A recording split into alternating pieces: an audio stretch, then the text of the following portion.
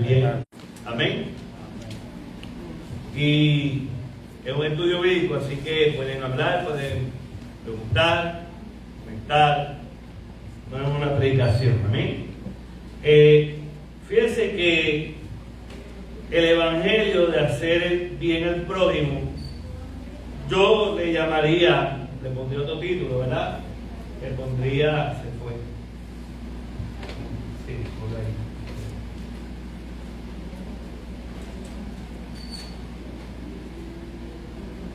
Ahí. Porque la...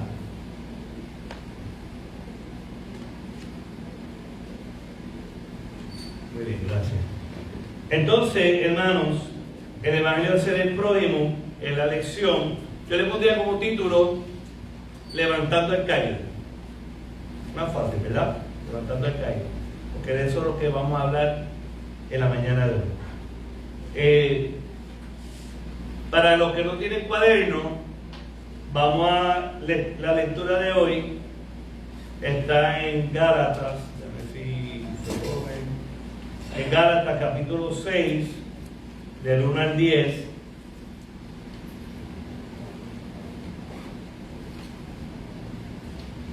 Está ahí en la pantalla, yo lo estoy compartiendo con ustedes. Lo que hice fue que la lección la tengo en el PowerPoint. Gálatas capítulo 6, versículo del 1 al 10. Alabado sea el Señor. Dice la palabra del Señor. Hermanos, en caso de que alguien se encuentre errando en alguna transgresión, quiero advertirle que la versión mía es la Reina Valera 1995, para que si vea una diferencia, ¿verdad? Pero dice, hermanos, en caso de que alguien se encuentre errando en alguna transgresión, ustedes que son espirituales, restauren a tal con espíritu de mansedumbre, considerándote a ti mismo, no sea que tú también seas tentado. Sobrelleven los unos la carga de los otros, y de esta manera cumplirán la ley de Cristo. Porque si alguien estima que es algo, no siendo nada, a sí mismo se engaña. Así que examine cada uno su obra, y entonces tendrá motivo de orgullo sobre sí mismo y no en otros, porque cada cual llevará su propia carga. El que recibe instrucción en la palabra comparta toda cosa buena con quien le instruye. No se engañe, Dios no puede ser burlado. Todo lo que el hombre siembre, eso mismo cosechará. Porque el que siembra para su carne, de la carne cosechará corrupción. Pero el que siembra para el Espíritu, del Espíritu cosechará vida eterna. No nos cansemos pues de hacerle bien, porque a su tiempo cosecharemos si no desmayamos. Por lo tanto, mientras tengamos oportunidad, hagamos el bien a todos, y en especial a los de la familia de la fe. Gloria a Dios. Bien, hermanos, cuando nosotros vemos esto, este estudio viene enlazado con el estudio anterior, donde hablábamos de que tenemos que ser llenos y viviendo en el Espíritu. Y si nosotros somos llevados y viviendo en el Espíritu, entonces vamos a hablar algo bien importante. Porque fíjese usted, hermano, que en todo ejército, a los heridos en la batalla, ¿qué hacen? A los heridos de la batalla los dejan ahí tirados. En una guerra, a los heridos, a los que caen en la batalla, ¿verdad? Hay un batallón que viene detrás, levantando y rescatando a los que están heridos. Lamentablemente la iglesia del Señor no ha aprendido esto. Y somos el único ejército que al herido le da un tiro en la nuca. Mira lo que estoy diciendo. En vez de levantarlo y restaurarlo, le da un tiro en la nuca. Porque pensamos que si alguien peca, falla, comete un error, no tiene oportunidad de levantarse. Y los hombres de Dios, y para gracia a Dios en la Biblia, tenemos ejemplos de hombres como un David, que la Biblia dice que fue conforme al corazón de Dios, pero a la hora de la verdad también David cayó, cometió errores, cometió pecados. ¿Y qué hacemos cuando una persona en la iglesia cae, peca? La mayoría de las veces lo juzgamos, le da un tiro en la nuca. Yo digo un tiro en la nuca porque, en otras palabras, a esa persona se le va a hacer bien difícil levantarse cuando somos una iglesia como la iglesia de Galacia. Y viendo eso, hermano, hoy el estudio nos invita a ser una iglesia restauradora. ¿Ve? Por eso le llama el Evangelio. El Evangelio son las buenas nuevas. Pues hay una buena nueva para aquel que se cae, para aquel que cometió pecado, para aquel que falló. Y todos nosotros, por más espirituales que a veces creamos que somos, pues no somos tanto, porque a la hora de la verdad somos tentados. Y muchas veces, en medio de esa tentación, podemos fallar. No es que vamos a probar el pecado, pero debemos ser gente que debemos de ayudar al caído. ¿Verdad? Dicho eso, hermano, el primer punto de la lección de hoy dice: la verdadera espiritualidad restaura. ¿Qué usted entiende por esa palabra? Restaura. ¿Qué es restaurar para usted? ¿Alguien me puede decir? Restaurar es algo cuando está roto, que tú lo reparaste. Algo cuando está roto. Muy bien. A tu forma original. Volver a la forma original, correcto. ¿Alguien más? Restaurar. La verdadera espiritualidad restaura. ¿Estamos de acuerdo con eso? Sí, ¿verdad? Quiere decir que un hombre espiritual debe de ser un hombre restaurador. ¿Ok? Ahora bien, cuando vemos eso, yo quiero que alguien me lea el versículo 1 y 2, Gálatas 1 y 2, para ver este punto. Tengamos la Biblia abierta, por favor, no la cierre. Porque vamos a leer el versículo, vamos a ir a ella, vamos a estudiar la palabra, ¿verdad? Gálatas capítulo, sí. Hermanos, si alguno fuere sorprendido en alguna falta, vosotros que sois espirituales, restaurarle con espíritu de mansedumbre, considerándote a ti mismo, no sea que tú también seas tentado, sobrellevar los unos las cargas de los otros y cumplir así la ley. Muy bien. Fíjense que Pablo le está diciendo: mira, si alguien cae, ¿qué? Vamos a restaurarlo. No pienses que tú no estás libre, ¿verdad? Te puedes caer. Ahora, cuando hablamos de restauración, ¿verdad? Cuando hablamos de este punto, restauración, y hay un significado bíblico de restauración que tenemos que entender. ¿Ok? Entonces, fíjense que el significado bíblico de restauración es devolver a su estado original, como dijo el hermano, todas las dimensiones de la experiencia humana con Dios. Pero no queda ahí. Desde lo material hasta lo que es del templo, que somos nosotros, el cuerpo, hasta lo espiritual, de hacer de nuevo en Cristo. Pero cuando hablamos de eso, tenemos que enfatizar este punto que viene ahora, que restaurar es heredar, significa ponerle algo en el estado que estaba. Ahora, mire, yo quiero que vea este punto. Hablando de restaurar significa devolver el estado inicial, pero no permanece estático, y quiero que estemos aquí claros en este término. Cuando se restaura, no es que se quedó y se quedó igual, es que usted lo va a restaurar para hacerlo ¿qué? Mejor, no igual, no puede ser estático, sino que cuando Dios restaura, no es para que te quede igual a como caíste.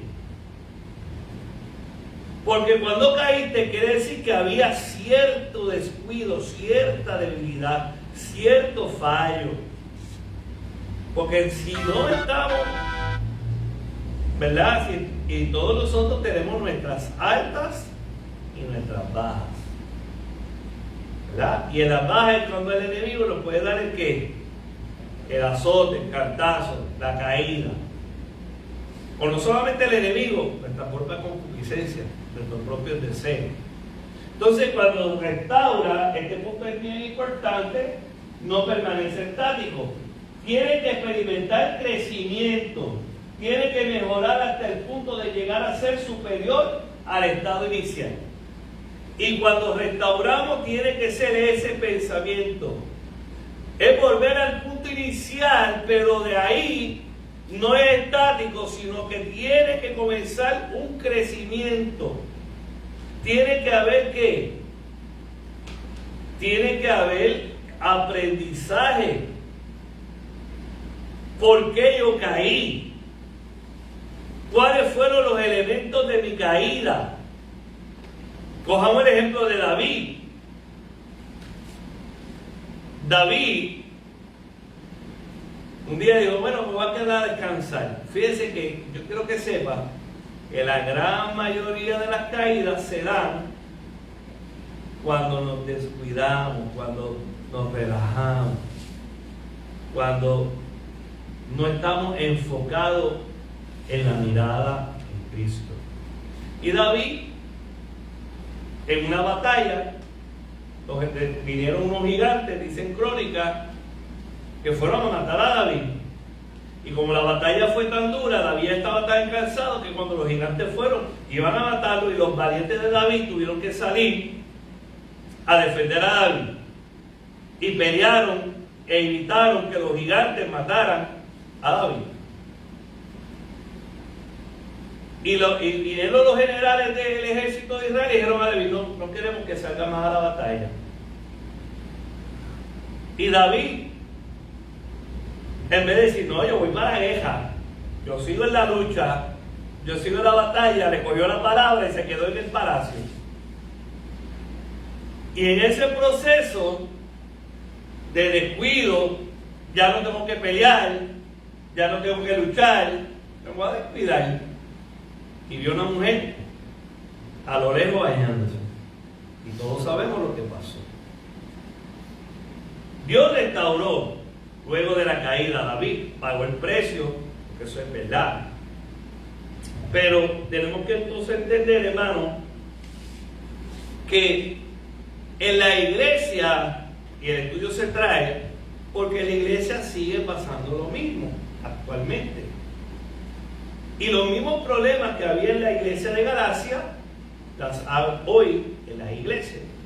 ¿Cuál era? Miren, cuando nosotros vemos el problema que había en la iglesia de Galacia, era un problema radical que estaba pasando, donde se estaban introduciendo unas enseñanzas legalistas de los falsos maestros judaizantes, que ellos no negaban o no rechazaban a Cristo ni la cruz, pero sí exigían y ordenaban una serie de prescripciones legalistas. ¿Y qué término es legalista?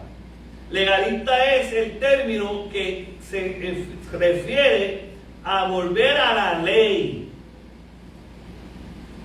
Y Pablo establece, a través de Jesucristo, que también lo enseñó, que somos salvos por la gracia, por ese sacrificio que Cristo hizo en la cruz del Calvario. Pero los legalistas decían que no solamente era eso suficiente, sino que tenían que cumplir la ley, el judaísmo, para ser justificados. Y eso, hermano, es una amenaza. Para ellos Jesús no era suficiente. Para ellos Jesús no era suficiente. Sí aceptamos a Jesús, sí aceptamos su sacrificio, pero eso no nos salva. También tenemos que cumplir la ley. También tenemos que cumplir las tradiciones, las costumbres de lo que establecía el judaísmo. Oiga, hermano, ¿y eso se ha alejado en el día de hoy? ¿Qué usted cree? ¿En la iglesia no está pasando algo así? ¿Qué usted piensa? ¿Que sí o que no? ¿Sí? En la iglesia actualmente hay un espíritu legalista, no tanto con el legalismo de la ley, pero te ponen miles de trabas para usted ser salvo. Y te dicen tantas y tantas cosas que la gente duda. Y si yo le pregunto a cada uno de ustedes, ¿usted es salvo? Hay gente que no sabe. ¿Usted es salvo? Si yo te pregunto ahora, ¿tú eres salvo? ¿Cuántos te creen que son salvos? Levante la mano. ¿Ve? Hay duda. Duda, ¿verdad? Porque, porque tienes que vestirte así, te tienes que arreglar el pelo así, te tienes que hacer esto aquí, te ponen miles de cosas, que tienes que orar 20 horas diarias, que tienes que hacer esto, que tienes que hacer lo otro, que tienes que cumplir aquí, que tienes que cumplir allá. ¿Ah? Yo doy el diezmo, creo en el diezmo, pero eso no tampoco dice ser salvo. Entonces te ponen tantas y tantas trabas, cuando para tú ser salvo es reconocer a Cristo como tu Señor y Salvador, y que Él dio su vida en la cruz del Calvario. Eso te hace salvo. Entonces, hoy en día seguimos con este problema. Este legalismo, cuando lo vemos, ¿verdad? De hoy se predica que la justificación y la santificación dependen de esfuerzos propios personales. Mire, ¿cuántas veces te dicen, no, porque para tú ser santo, enteramente santificado, que tú tienes que hacer esto, que tú tienes que hacer lo otro, que tú tienes que... Entonces te dicen, wow. Si yo te pregunto a ti ahora, hermano, ¿usted ha recibido la entera santificación?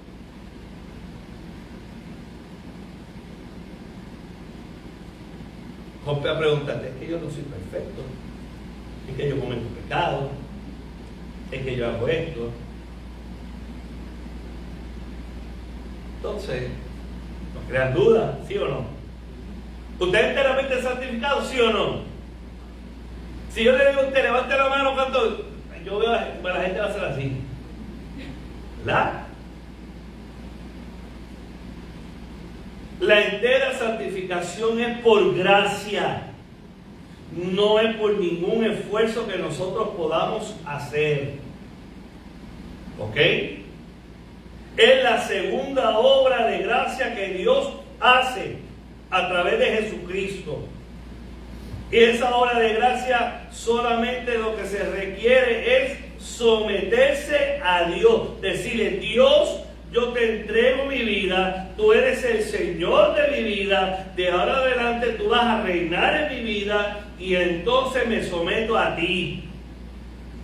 Y en ese sometimiento de oración y de búsqueda, no porque quiero, ¿verdad?, o tengo que hacerlo obligado, sino lo hago por amor, lo hago porque yo estoy enamorado, y los enamorados quieren hablar mucho con los que están enamorados, los que aman. Entonces eso hace que tú busques de Dios y Dios se acerca a ti y viene esa obra de gracia y Dios te santifica. Desde el primer momento en que tú aceptas a Jesucristo, eres sellado, eres santo, eres santificado, eres propiedad de Dios. ¿Ok? ¿Alguna duda o pregunta hasta ahí? ¿Estamos claros? Espero que me esté explicando bien, ¿verdad? Entonces, hermano, cuando hablamos de eso, hoy en día se está negando así total la suficiencia de la cruz y la obra santificadora del Espíritu Santo. Es el mayor enemigo del Evangelio de la gracia de Dios actualmente. ¿Ok? Entonces, mi hermano, punto A del estudio bíblico. Vosotros que sois espirituales, dice el cuadrito. Vosotros que sois espirituales. Si nosotros somos espirituales, hay una señal de ser espiritual. ¿Cuál usted cree que debe ser esa señal? Una persona que sea espiritual, ¿cómo debe ser? Yo te diría, una persona que es espiritual, ¿cómo debe ser? ¿Verdad? Debe ser una persona que los frutos del Espíritu se manifiesten en él. Ya hemos hablado, no vamos a entrar en los frutos, pero uno de esos es la mansedumbre. Y los que estamos, acuérdense que no pierdan de perspectiva que en el estudio de hoy estamos hablando de cómo levantar al caído. Y uno que levanta a uno que se falló, a uno que pecó, esa persona que está ayudando a esa persona tiene que ser mansa. ¿Verdad? Porque no es al ritmo mío. Y en el proceso hay gente que se da su cantazo varias veces. Si usted está bregando con una persona que tiene problemas, ¿verdad?, en adicción a la pornografía o adicción a muchas cosas que hay, pues en el proceso esa persona en varias ocasiones va a recaer. Y yo tengo que tener mansedumbre para que en esos procesos no me desanimarme y levantarlo. ¿Me sigue? Entonces, cuando hablamos de eso, tenemos que ver que la verdadera mansedumbre es una fuerza interna que no se puede fingir. Crece a la medida en que experimentamos que el Espíritu Santo transforme nuestra alma y surge de lo más íntimo de nuestro ser. ¿Para qué? Para cumplir la obra de Dios. De igual manera, una de las formas en las que se manifiesta el fruto del Espíritu en nosotros es darnos una disposición más humilde o mansa. Las personas llenas del Espíritu Santo buscan que Cristo sea exaltado. Y cuando hablamos de eso, el manso ha dejado atrás los arrebatos emocionales. Usted no actúa bajo la impulsividad, sino que piensa y luego que piensa, habla. No habla y después piensa. Hay gente que primero habla y después piensa lo que dijo. No, una persona mansa piensa lo que dice. Y hay cosas que sabe que debe de decir y hay cosas que no debe decir. Pero no nos equivoquemos, ser manso también es hablar sabiamente, pero cuando hay que decir las cosas, aunque se oigan fuertes, hay que decirlas. ¿Verdad? Mire, a mí me pasó en la iglesia de Jayuya. Había un hermano que tremendo, tocaba, cantaba, tremendo hombre de Dios, hasta noviembre. De noviembre a mitad de enero, dejaba la iglesia. ¿Por qué? Porque era tiempo de Navidad y se iba a los bolgollos, a las parrandas. Y en enero venía arrepentido, Señor, perdóname, ay Dios mío, hacía unos shows. Al tercer año, él pedía que llorara por él, para restaurarlo. Al tercer año yo oré a Dios, delante de toda la congregación, y el Señor, restáuralo. Pero, si el año que viene vuelve este hombre a hacer la actividad que va a hacer, mátalo y llévatelo. No puede seguir jugando con la sangre de Dios. Así le dije.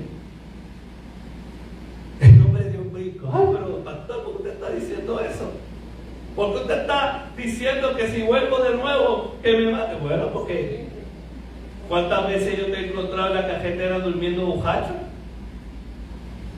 Pues para que te mueras borracho en pecado, pues te mueras con Dios y te vas a salvo. Mire, no volvió a hacerlo. No volvió a caer en eso. Porque a la gente hay que decirle la verdad también. Tú no puedes seguir jugando. En las caídas, hay gente que si cae y uno es manso y lo ayuda y esto. Pero cuando ya uno ve que no hay seriedad en el proceso, uno también tiene que hablarle fuerte. Y eso no significa que uno dejó de ser manso, no. La mansedumbre uno sabe aguantar los arrebatos, pero hablar asertivamente, ¿verdad? Entonces, hermano,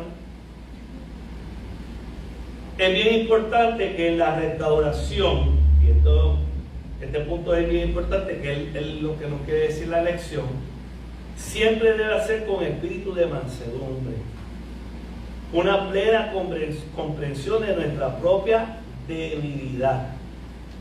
O sea, yo estoy bregando con alguien, estoy ayudando a alguien a restaurarlo, pero yo tengo que reconocer que yo también soy humano, que yo también puedo caer, y yo tengo que hacerlo, y que yo tengo corrupción, yo tengo mis debilidades, y yo me tengo que sostener. Por eso tengo que ir todos los días y sostenerme con el Señor, porque si yo lo suelto, fallo, ¿verdad? Y debemos evitar la tentación del orgullo, hermano. Hay gente que se cree tan y tan espiritual que no quiere que la gente lo toque. ¿Hermano? Sí, diga. Se ve intocable. Y ha llegado aún al nivel de que hay muchos evangelistas y muchas personas que llegaron a tener lo que se llamaron los escuderos. ¿Usted no lo escuchó? Los escuderos eran esa gente que llegaban y no permitían que el predicador lo fueran a tocar. Venían, le ponían la Biblia, le ponían el vaso, y era una cosa como wow. Entonces no hay mansedumbre ahí, hay orgullo. Y cuando nosotros restauramos, tenemos que ser mansos, entendiendo de que nosotros tenemos debilidades, en nosotros puede haber algo que nos puede hacer caer, y que nosotros tenemos que también quitar el orgullo. ¿Duda o comentario hasta ahí? B. En la parte B de la lección habla sobre llevar la carga los unos de los otros. Y aquí, cuando habla eso, hermano, léame Gálatas 6:2. Sí. Sobrellevar los unos la carga de los otros y cumplir así la ley del Cristo. Amén. Fíjense que en este versículo de la Biblia nos enseña la importancia de ayudar a los demás. Siempre debemos de estar dispuestos, hermano. Debemos estar dispuestos a ayudar a otros. En muchas ocasiones yo he tenido muchos problemas que yo quiero orar por mis problemas, y Dios cuando yo pongo a orar me dice que no ore por mis problemas. No sé dónde le ha pasado. Y yo estoy loco por orar por mis problemas, y cuando me tiro de rodillas a orar, Dios me dice, no ores por ti. Quiero que ores por fulano, quiero que ores por fulana. Y Dios rompe a ponerme nombre en la mente de la gente, rompe a orar, y en una yo digo, Dios, pero déjame, y Dios me ha dicho, yo sé tu necesidad. No lo tiene que decir. En esto tenemos que ser obedientes. El Espíritu Santo nos da guianza, nos guía, y tenemos que estar dispuestos, ¿verdad?, a hacer en el nombre de Cristo y buscar esa lección importante de ayudar. Porque a la hora de ayudar, si nosotros damos bendición, el Espíritu Santo nos sigue bendiciendo. Porque nosotros somos como una copa que mientras nosotros vamos dando, Él va también que llenándonos. El día que tú dejes de dar, ese día se acaba la fluidez del Espíritu. Por eso nosotros no podemos estar estáticos en un altar, en una iglesia. Somos llamados a servir, porque si nosotros no servimos, no somos bendecidos. Porque ¿para qué Dios te va a dar agua o te va a dar una bendición y tú la estancaste? Dice que las pequeñas moscas hacen herder el perfume del perfumista. Entonces, ¿qué son las moscas? ¿Cómo caen las moscas? Cuando la bendición o el aceite o el perfume que Dios ha dado en nosotros no es derramada y las moscas caen ahí. Y las moscas significan pecados, faltas, fallas, que hacen que nuestro olor, en vez de ser agradable, sea hedor. ¿Ok? ¿Hasta ahí alguna duda? Cuando llevamos las cargas los unos de los otros, tenemos que enfocarnos, hermanos. Que no pase la ok. Este enfoque está en esperar que otro lleve su carga. Es bien importante, hermano, que nosotros tengamos cuidado y podamos quitar esa soberbia o la frustración que le da a la gente. Tenemos que hablar con eso, ¿verdad? Y debemos de tratar un simple mandato de obedecer. Esto es bien importante. En la iglesia siempre hay gente necesitada, pero la gente a veces se atreve o no se atreve a abrirse. Y nosotros tenemos que pedirle al Dios de los cielos discernimiento de espíritu. Oye, hermano, una iglesia que tenga discernimiento de espíritu es una iglesia que cuando una persona necesita asistencia y ayuda, esa persona se acerca y le dice: mira, tú estás pasando por esto, vamos a hablar. Y la gente necesita que otros se acerquen. Pero lo triste es que la iglesia, la gente viene, adoran a Dios y salen cogiendo, ¿verdad? Entonces debemos de nosotros buscar y pedir discernimiento para ayudar a estas personas que a lo mejor necesitan asistencia o ayuda, pero no se atreven a pedirla, ¿verdad? Entonces eso es bien importante. Otro punto aquí que tenemos que tener es que si podemos pasar por alto nuestros propios defectos y malas acciones, debemos pasar por alto los defectos de los demás de acuerdo con las palabras. Y esto lo dijo Lutero. Mire, lo que está diciendo Lutero aquí es, en este punto que le estoy hablando, que todos nosotros tenemos, nosotros no somos perfectos. Y tenemos nuestro arranque y tenemos nuestras cosas, pues también nosotros tenemos que comprender a otros. Yo a veces soy despistado porque tengo mis cosas en la mente y a veces usted me puede saludar y yo no saludar y usted dice: pero ¿qué le pasa al hermano? No me saludo. Entonces ahí viene el enemigo y dice: no, porque tiene envidia de ti, no, porque esto, y rompen a este. Cuando viene a veces crea un problema, que a lo mejor usted no puede orar, que a lo mejor usted deja de congregarse porque miró a alguien, lo miró mal, y entonces trae un problema. En la iglesia tenemos que tener claro eso, que nosotros no somos perfectos, pero también tenemos que comprender que hay gente que tiene sus temperamentos que tampoco son perfectos en ciertas cosas. Porque ¿a qué Dios nos llamó a perfección? ¿Alguien me puede decir? ¿A qué Dios nos llamó a perfección? a no tener pecado, a no tener ninguna dificultad. ¿A qué Dios nos llamó a ser perfectos? Pues mire, Dios nos llamó a ser perfectos en la adoración. En eso Dios nos llamó perfectos. ¿Y cómo yo adoro a Dios en perfección? Con la mente, con el alma, con el espíritu.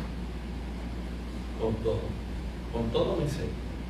Cuando yo en la adoración me entrego en mente, alma y espíritu, yo soy perfecto en la adoración. Porque por eso dijo Jesús, tal adoradores busca el Señor. Parte 2 del estudio bíblico. La verdadera espiritualidad es humilde y grata. Eso se encuentra en Gálatas 6, 3 al 6. Alguien que me lea Gálatas capítulo 6, versículos 3 al 6. El hermano si puede, te lo voy a agradecer. Porque el que se cree ser algo, no siendo nada, a sí mismo se engaña. Así que cada uno someta a prueba su propia obra, y entonces tendrá motivo de gloriarse solo respecto de sí mismo y no en otro, porque cada uno llevará su propia carga. El que es enseñado en la palabra haga partícipe de toda cosa buena al que lo instruye. Amén. Muy bien. Fíjense que ¿qué podemos entender? ¿Qué usted entiende en esos versículos que acaba de leer? Porque a veces cuando conocemos, tenemos conocimiento de algo, sea de la palabra o sea lo humano, creemos que somos lo máximo, como dice la última Coca-Cola del desierto, y eso nos hace a veces pensar que somos exclusivos, que no necesitamos nada y que los demás tienen que mirarnos de abajo hacia arriba. ¿Cierto? Totalmente de acuerdo con usted. Pero, ¿y sabe qué? A todo lo que dijo el hermano, hay algo que es bien peligroso. Al nosotros conocer mucho, mucha gente cree que son autosuficientes. Y el estudio bíblico en esa parte 2a nos dice, nos dice que tenemos que reconocer que sin Cristo nada somos. Eso es sencillo, hermano. Y es una realidad de ego. Y durante muchos años, muchos hombres de Dios han tenido el problema de ese ego, ¿verdad?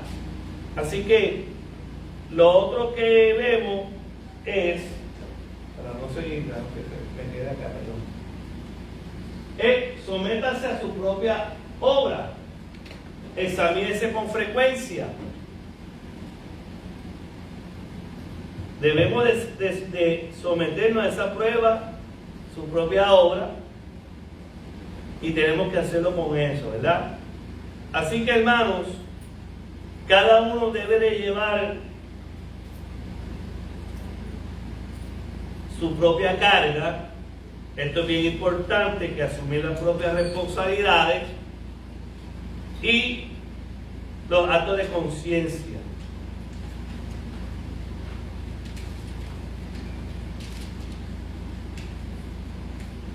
En el punto D del estudio habla, el estudio es largo, ¿sabe? Pero Dios, es el engaño, haga partícipe de todo lo que cosas buenas al que lo instruye. En otras palabras, mire, si usted tiene un buen maestro, bendígalo. Un buen líder, un buen pastor. Eso es lo que nos está diciendo Pablo. Que en esta enseñanza uno debe valorar, respetar y ayudar y compartir con aquel que le enseña, ¿verdad? Con ese maestro. Y es bien importante porque hay gente que pues, a veces son, ¿verdad?, no valoran a los hombres y mujeres de Dios que tienen para enseñar. La tercera parte del estudio habla de la verdadera espiritualidad hace el bien. Y aquí viene la ley de la siembra y la cosecha. ¿Verdad? Cuando hablamos de la siembra y cosecha, hay dos tipos de siembra. La primera es sembrar para la carne, sembrar para mi yo, para mi ego. También luego habla de sembrar para el espíritu, ¿verdad? Y si hay una siembra, hay una cosecha. Y el que siembra para la carne cosecha para corrupción, y el que siembra para el espíritu cosecha para la vida eterna. Por último, no nos cansemos de hacer el bien, ¿verdad? Eso es lo que nos dice el libro. No nos cansemos de hacer el bien. Nosotros ayudamos al caído, al hermano que falló. No lo vamos a juzgar porque podamos nosotros en algún día hacer o cometer igual o peor. No nos pensemos que somos sobre, ¿verdad?, que estamos o no podemos hacer. Dios nos llama a levantar al caído, Dios nos llama a restaurar, y que tengamos ese principio de que siempre debemos de levantar a los hermanos. Amén. Así que en la conclusión, hermano, si me lo puede leer, el estudio. El verdadero evangelio de Cristo es el evangelio del Espíritu, que llena al creyente para que éste viva en el perfecto amor. El creyente que vive en el perfecto amor de Dios hace el bien, restaurando con mansedumbre al que es sorprendido en falta, compartiendo de sus bienes materiales con los que le enseñan y con todos los que le es posible, y viviendo una vida de santidad, apartado del pecado. Su cosecha será la vida eterna por la fe en Jesús. Amén. Así que trabajemos en eso, hermano. Poder nosotros, ¿verdad?, restaurar el caído. ¿Te iba a decir, hermano? Sí, nunca pensarle que está por encima de nadie, porque nadie está por encima de nadie. Así mismo. Ok, amén. Pongámonos de pie, vamos a orar. Amantísimo Padre Celestial, te damos gracias en esta mañana, tarde, que nos permite estar aquí, Padre. Ayúdanos, Señor, a ser restauradores y que podamos bendecir a otros. Te damos gracias por tu amor y cuidado. Y bendícenos, Padre. Llévanos con bien hasta nuestros respectivos hogares. En el nombre de Jesús. Amén. Dios les bendiga, hermanos.